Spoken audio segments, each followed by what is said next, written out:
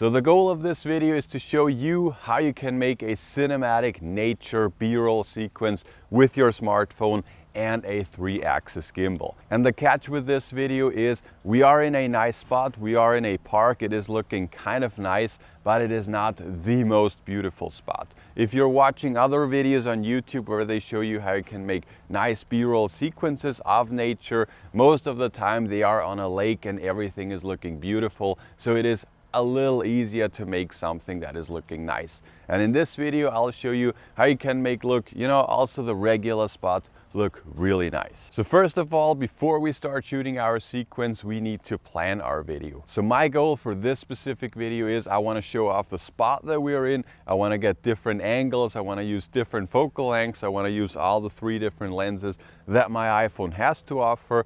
And I also want to have some nice subtle gimbal movements. And in the end, I want this to be a cinematic sequence. So I want to shoot this horizontally. And then in the end, in the post-production, I also want to add some letterboxes. So I want this cinematic vibe. So this is my rough outline. And what this means now for me is I will shoot horizontally and I will shoot in Dolby Vision HDR. To be honest, I'm not the biggest fan of ProRes just because the files are just really big. So most of the time I'm just sticking with Dolby Vision HDR.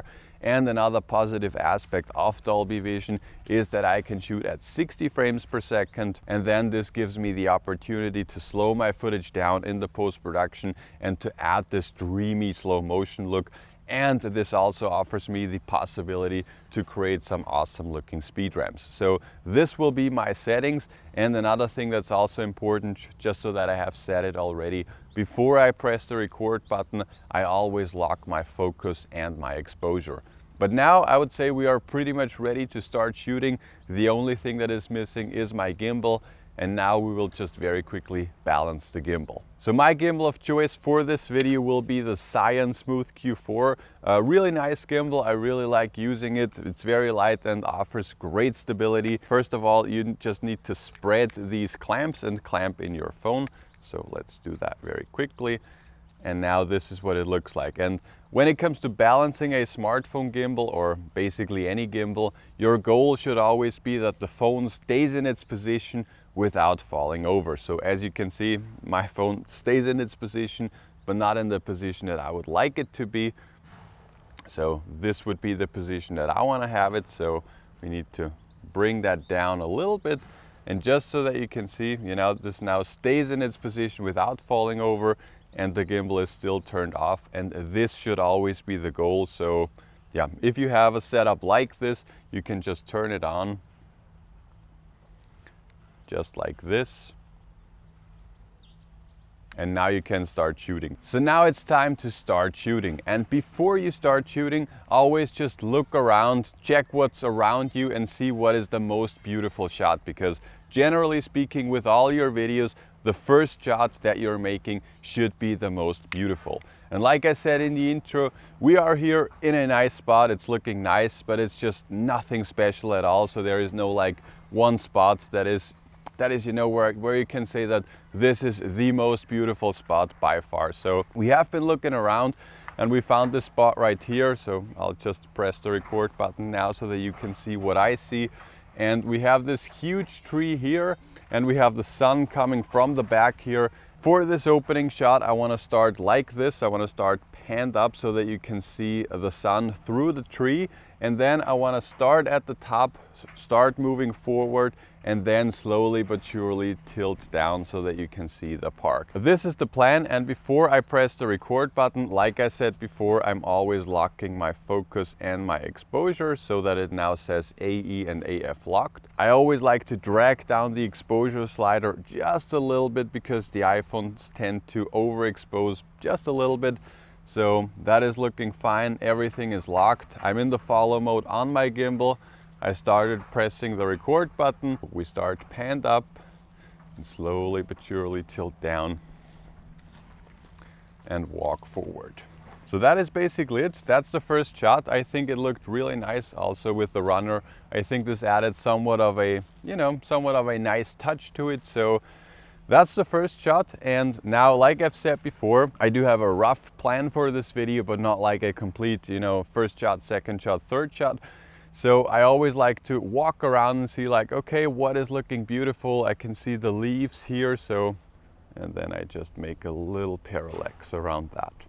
To be honest, probably we won't use that shot. It was not as nice as I thought it would be, but we will now just walk forward and see what next spot we have. So when we were walking to the next spot that I was actually planning on making a shot, I was taking a closer look at this tree right here, and I think it looks kind of cool and it's kind of massive. And I found that this gap between the different branches is big enough to put my phone through. So what I'm doing, I'm putting my phone through, and then I'm setting my focus and my exposure as always. I'm here in the ultra wide angle lens, and again 4K 60 frames per second. And I'm shooting this with the ultra wide angle lens because it just has a cooler effect if you're using the ultra wide angle lens, because you can just see more. So what I'm doing is I'm putting my phone through. I'm here in the follow mode, and then I'm just slowly but surely walking back.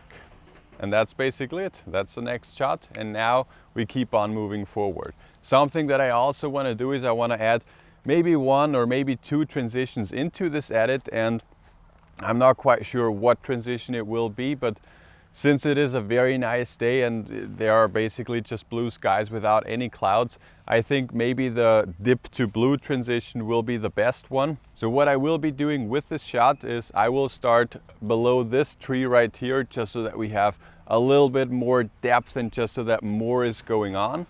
And then we will walk past that, and then at the end of this shot I will just tilt up to the sky so that you have just blue skies without anything else. So I'm starting here, walking past the trees, you can see it very nicely, and then I'm just tilting up. And the most important part with a transition like this is that at some point in the shot you only have the blue sky without anything else. And now we need to find a spot where we can start with the iPhone panned up to the sky, and then we will pan down, no, we will tilt down, and then make the next shot. So let's walk around and let's search for the next spot. All right, so this will be the spot for the second shot of this transition. And like I said, we need to start with the iPhone tilted up to the sky so that we start off with just a blue sky. And then I will slowly but surely tilt down and make a little bit of a parallax around this statue or whatever that is. So, and for this shot, I also switched to the 1x lens away from the ultra wide angle. So we are tilting up, and then I'm slowly but surely walking forward, tilting down and making a parallax around that. So that is basically it. This was a little bit of a more complicated shot and I was not super happy with that. So I will just make a second take of that. But basically that's how you do it. So I found another spot that looks kind of cool. There is this bench, and I'll just show you what it looks like.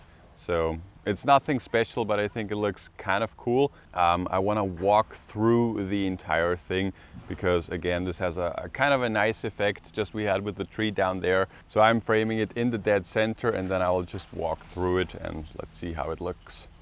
I'm doing this a little faster.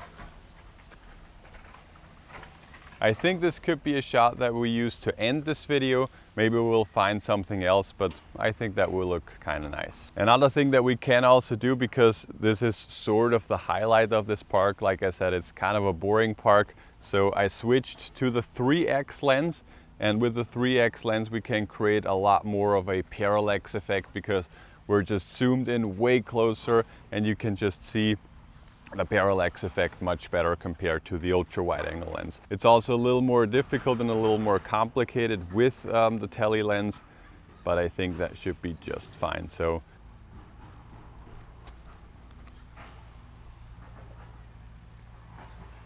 that's the nice part of, you know, living in 2022, that the smartphones that we have, they have just such really good in-body image stabilization that you can get away with almost everything. And one more tip that I can give you for basically every shoot, no matter what you're filming, so it does not necessarily have to be a nature B-roll sequence, but always make like a few more takes than you think you will need, just to be sure, just to have a few options in the post-production. So we will now walk back to our gear, and when we're walking back, maybe I'll find like another spot or two where we can make a cool shot. So that's what we will do.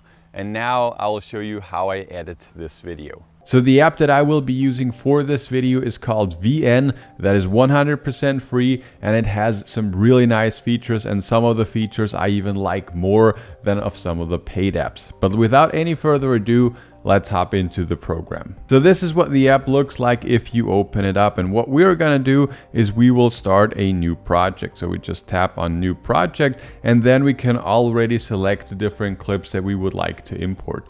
You could do this, so you could just select all the different clips that you want to have. What I like to do is I only like to pick the first clip that I want to have, because what VN does, if you pick all of them, it just imports all of them into your timeline, and then you have to fiddle around in the timeline. So some people like this.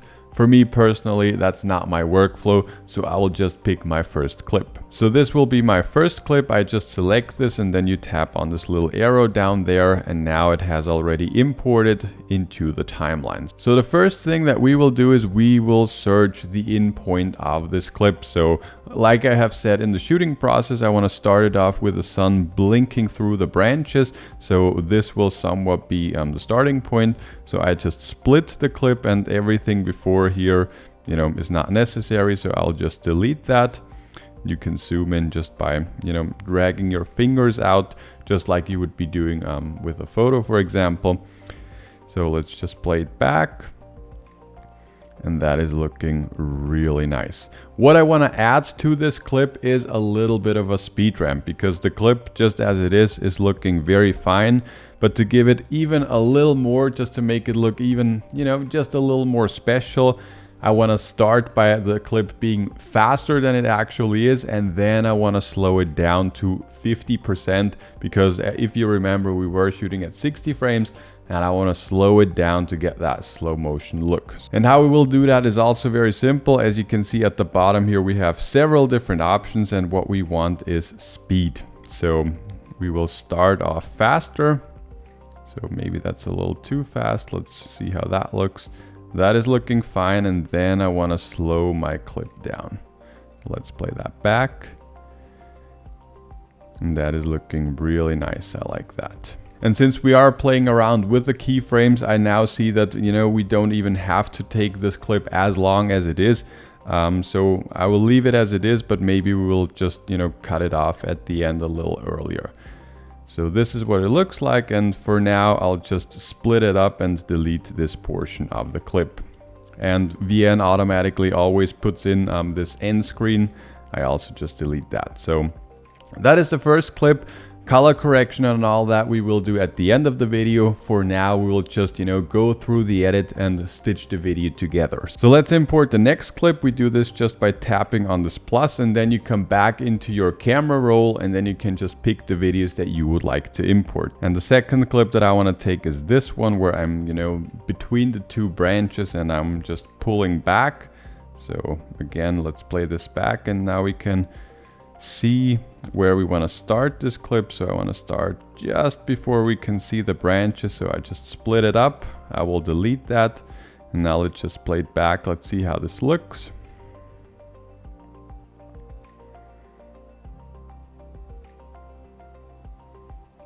Something that I do not want for this video is the original audio of the clips, and you can enable that just by tapping on this little audio icon down there. So that is looking just fine. So let's play it back. And as you can see, it's not flowing really nicely, because with the first shot I'm pushing in, so I'm walking forward, and with the second shot I'm walking backwards. So, it breaks a little bit of the flow. We now have two options basically. Either we could put another clip between those two, or I could reverse the second clip and make a speed ramp transition. That would also work. But I think for this one right now, I'll just put in another clip between those two clips. So the way on how you do this, you again just tap on this little plus icon, and then you search for the next clip that you would like to have. I don't know, maybe let's pick this one. I shot this at the end of our trip, so again, just go to the in point, split it up, delete that portion. Let's play it back. That is looking nice. And as you can see here, as we're moving further, I can see my own shade, so I do not want to have that. So I will just split it here and delete the rest. And what I want with this clip is I want to have the dreamy slow motion look, because the video looks nice as it is, but I think it will just look better if we have that slow motion look. And we can do that just by, again, going to speed and then go to regular and just drag it down to 0.05. And now this is 50%, so since we shot it at 60 frames and this will be a 24 edit timeline, we can do that just fine. So if we play it back, you can see this is now much smoother and has a nicer effect. And what I want to do is I will just put that clip between the first two, and now let's see how this one is looking. That's nice. Now we have the same motion. That's looking also very good. For me, the second clip is just too long. 5 seconds, 13 is just too long, so I'll just split it in half. And let's see how that looks. That's looking nice. I think that now also looks better. What we can do with this one is, with this we can also again add a speed ramp just to make the clip a little more interesting. So again, we just tap on it, go to speed, and then we speed it up at the beginning, and then we slow it down, and then we can speed it up again. I think that now looks pretty nice, so let's import the next clip. And I think the next clip that I want to have will be this shot of the tree. I'm not quite sure if it's that one or this one. I'll just import both, and then I'll just pick the one that I prefer. So let's play it back. Yeah, it will be that one. So again, I marked my in point, I delete all the rest, so I watch it back. It's looking really nice, and then it's already over, so I mark the end point, delete the rest, and with the second clip I can also delete that, because these two shots are basically the same, just different versions, so that I have more options now in the post-production, and so that I can pick the shot that I prefer. So that's what it looks like. And again, I will also slow that shot down also to 50%, so that we have that slow motion look. And then I can just pick the portion of the shot that is looking most cinematic. So I think I will set my in point here, and that's looking really nice. I like that, so I'll delete that. And that's looking just fine. So let's hop over to the next clip. And for the next clip, I want to have this dip to blue transition. So I just need to find the first shot that I took. I'm not quite sure which one it was, so I'll just import a few of them. Let's see which one it was. Yeah, that one. So we're walking forward, so I think we will start somewhere around here. So let's play it back. Nice push in, and then I'm panning to the sky, and we need to find the spot where we only have the blue sky. So we'll split that up again, and that's basically it. And that also will be the next shot, so that's really nice. This clip again is a little long with 7 seconds 30. That's just too long for my liking. So what I will do is I will speed up the beginning. So as you can see, we'll speed up the beginning even a little more. And then we will just leave it as it is. Oh, I'm sorry. We'll speed up the beginning, and then I will speed it up again. I think we can start speeding it up a little earlier, just so that it does not get boring for the viewer. Yeah, I think that should be just fine.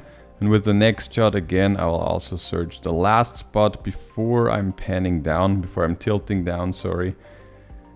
Delete that, and now let's just play it back. Let's see how that looks.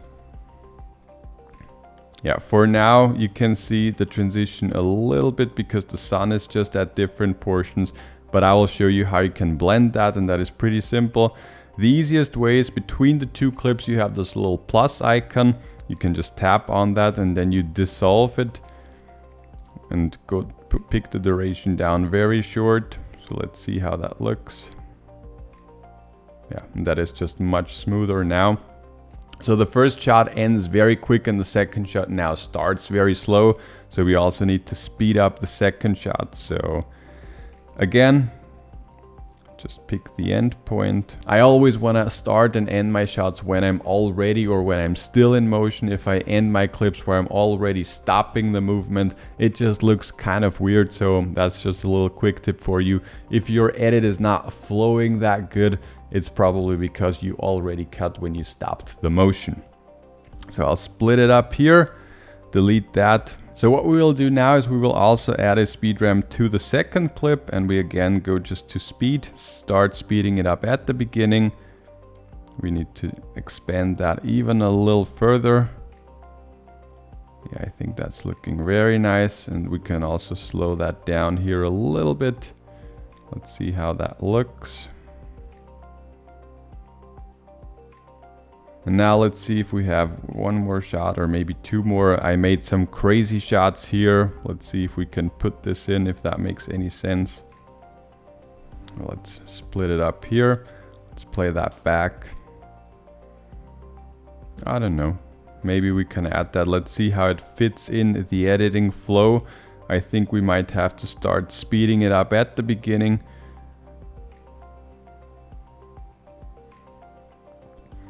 Let's add a speed ramp. Let's see how that looks. Yeah, I think that's looking pretty nice, and that's also what I was talking about when I was actually shooting the video. Get more shots than you think you will need. So I will add one more shot for now. I think then you get the picture on how like the overall editing process is working. I think I'll add that one. So let's import that clip.